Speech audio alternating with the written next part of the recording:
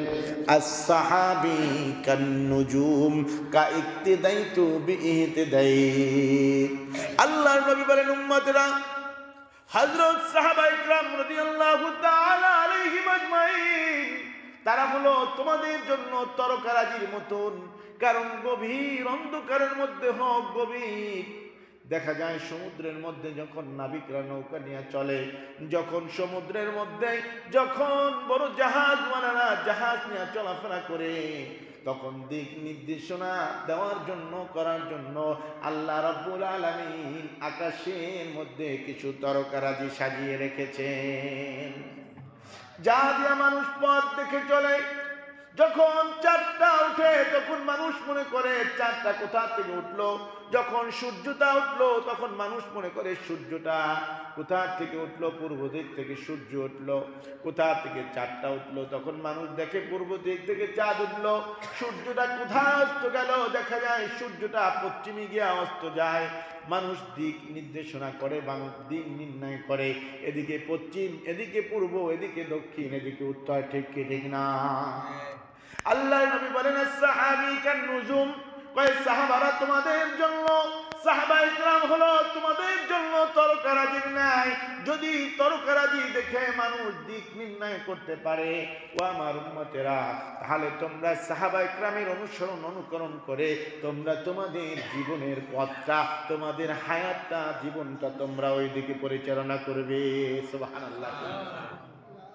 যারা সাহাবায়ে কেরামের অনুসরণ অনুকরণ করবে, ইক্তিদাইতুন মানে অনুসরণ করা। আল্লাহ নবী বলেন, ফাহতাদাইত, যেই ব্যক্তি সাহাবায়ে কেরামের অনুসরণ অনুকরণ করবেন তারা সাহাবায়ে কেরাম হেদায়েত প্রাপ্ত হয়েছেন, যারা তাদের অনুসরণ করবে তারাও হেদায়েত প্রাপ্ত। সুবহানাল্লাহ। হযরত সাহাবায়ে কেরাম রাদিয়াল্লাহু তাআলা আলাইহিম আজমাইন কেমন বিশ্বাসী ছিলেন! বিশ্বনবী সরকারে দো আলম যখন সবেমাত্র নবীজি নবুয়াত পাইলেন, নবুয়াত পাওয়ার পরে নবীজির মনটা বড় খারাপ। কোরআন নাজিল হইল, কোরআন অবতীর্ণ হচ্ছে, নবীজির মনটা বড় খারাপ। আল্লাহ নবী চিন্তা করলেন, মক্কার অবস্থা এত খারাপ, আমি যদি এই মক্কার মধ্যে আমার এই কোরআন প্রচারের কাজ শুরু করে দিই, মানুষ এই কোরআনকে গ্রহণ করবে না, এবং তার প্রতিরোধে আমাকে কি করবে, তার প্রতিবাদী হিসাবে মানুষ আমার উপর নির্যাতন শুরু করে দিবে। এতদিন তো মানুষ আমাকে আলামিন বলে ডাকতো, আজকে যখন আমি এক আল্লাহর ধর্মের কথা বলবো তখন মানুষগুলো আমার কথা মানবে না, তখন তারা বলবে তোমরা আমার ধর্মের বিরুদ্ধে তুমি কথা বলতেছো, তোমাকে এত বিশ্বাস করতাম তাই হয়েছে। বিশ্বনবী যখন মানুষদেরকে ডেকে বললেন, হে তায়েফের লোকেরা, তোমরা তো বড় ভালো, কারণ ছোটবেলায় তোমরা আমাকে দুগ্ধ পান করাইছো, তায়েফের দুধ খেয়ে আমি মুহাম্মদ বড় হয়েছি, তোমরা তো অনেক কমল হৃদয়ের মানুষ, তোমাদেরকে আমি একটা সত্য বাণী শোনাতে চাই, যেই কথাটা শুনলে যদি তোমরা বিশ্বাস স্থাপন করো তাহলে তোমরা আল্লাহ রাব্বুল আলামিনের জান্নাতের মেহমান হয়ে যাবে। সুবহানাল্লাহ। আল্লাহ নবী তায়েফের লোকদেরকে ডেকে বললেন, আসো সাবা পর্বতের উপর। আল্লাহ নবী সাবা পর্বতের কাছে দাঁড়ায়া তায়েফবাসীকে বললেন, ও তায়েফের নেতৃস্থানীয় লোক, আমি একটা কথা বলবো, তোমরা কি আমার কথাটাকে বিশ্বাস করবা? তায়েফের লোকেরা বলল, কি বলো? তোমার কথা আমরা বিশ্বাস করব না, তোমাকে তো অনেক ভালোবাসি, তোমাকে তো আমরা আলামিন বলে ডাকি, বিশ্বাসী বলি, তুমি তো কোনোদিন মিথ্যা কথা বলো নাই, তোমার কথাগুলো আমরা কিভাবে অমান্য করব? তখন নবী করিম সাল্লাল্লাহু আলাইহি ওয়াসাল্লাম বলেন, ইয়া আইয়ুহান নাস কুলু লা ইলাহা ইল্লাল্লাহু তুফলিহুন। আল্লাহ নবী বললেন, হে মানুষগণ, লা ইলাহা ইল্লাল্লাহ। আল্লাহ রাব্বুল আলামিনের প্রিয় হাবিব বলেন, আল্লাহ ছাড়া কোনো মাবুদ নাই, এক আল্লাহর উপর তোমরা ঈমান আনয়ন করো, এক আল্লাহকে বিশ্বাস করো, এর নামই হলো ঈমান। এক আল্লাহর উপর বিশ্বাস করো, ওয়া আন্না মুহাম্মাদান আবদুহু ওয়া রাসূলুহু, এবং হযরতে মুহাম্মদুর রাসূলুল্লাহ সাল্লাল্লাহু আলাইহি ওয়াসাল্লামকে আল্লাহর বান্দা এবং রাসূল হিসেবে তোমরা স্বীকার করো। এই সত্য কথা নবীজি শোনানোর পরে, নবীজি তাদেরকে জানানোর পরে তার প্রতিদান হিসেবে তারা কি করলো? বিশ্ব নবীর উপর নির্যাতন চালানো শুরু করে দিল। নির্যাতনের স্টিমরোলার চালিয়ে দিল। আল্লাহর নবী গলায় গামছা লাগায়া, রশি লাগায়া তায়েফের অলিতে গলিতে নবীজিকে টানা হেঁচড়া করছে। আল্লাহর নবী পিছু হটেন নাই। আল্লাহর নবীকে তায়েফের জমিনে ফেলাইয়া বৃষ্টির মতন পাথরের টুকরোগুলো বিশ্ব নবীর শরীরে নিক্ষেপ করেছেন।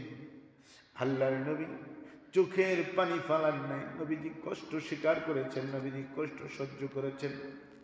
আল্লাহর নবী তায়েফের ময়দানে, বিশ্ব নবী তায়েফের মাঝখানে, মাঝের মাঠে নিয়ে নবীজিকে দাঁড়া করে চতুর্দিক থেকে পাথরগুলো, বৃষ্টির মতন পাথরগুলো মারতেছে।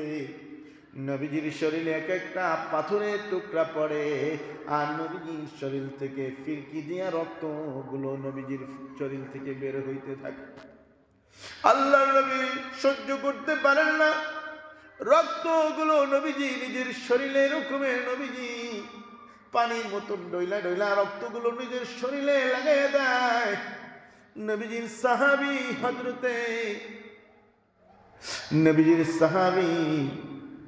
হযরতে উসামা, নবী করিম সাল্লাল্লাহু আলাইহি ওয়াসাল্লাম, আব্দুল্লাহ ইবনে ওমর, নবী করিম সাল্লাল্লাহু আলাইহি ওয়াসাল্লামের সাথী যেই সাহাবী ছিলেন, নবী করিম সাল্লাল্লাহু আলাইহি ওয়াসাল্লামের সঙ্গী সাহাবী নবীকে বললেন, ইয়া রাসূলুল্লাহ, আপনার শরীর থেকে যেই রক্তগুলো বের হইতেছে, আপনি যত শরীরে আপনি ডইলা মাখায় রাখেন, কোনদিন আপনার শরীরে ওই রক্তগুলো আর ঢুকবে না।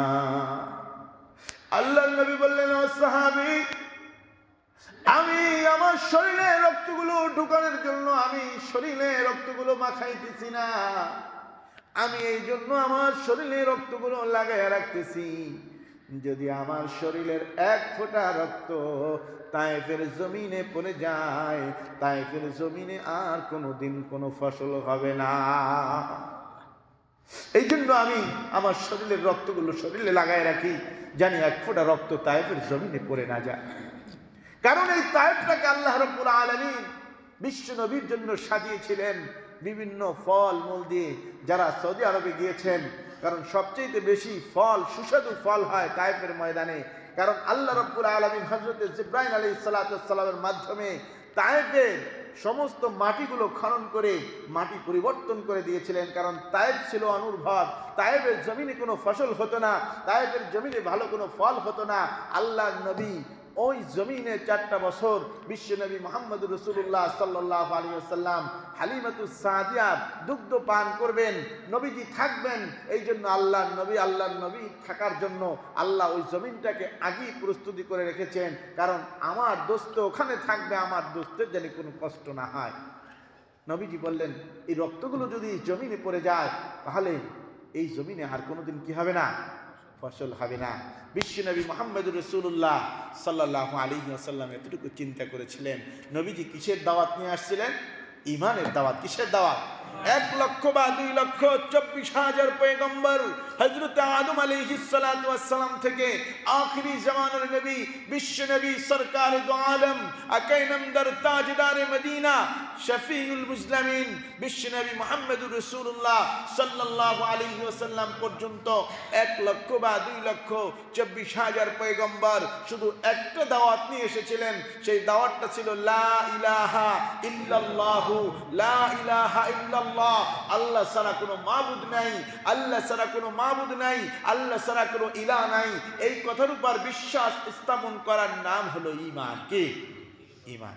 যারাই এই কথাকে স্বীকার করেছে তারাই নির্যাতনের শিকার হয়েছে।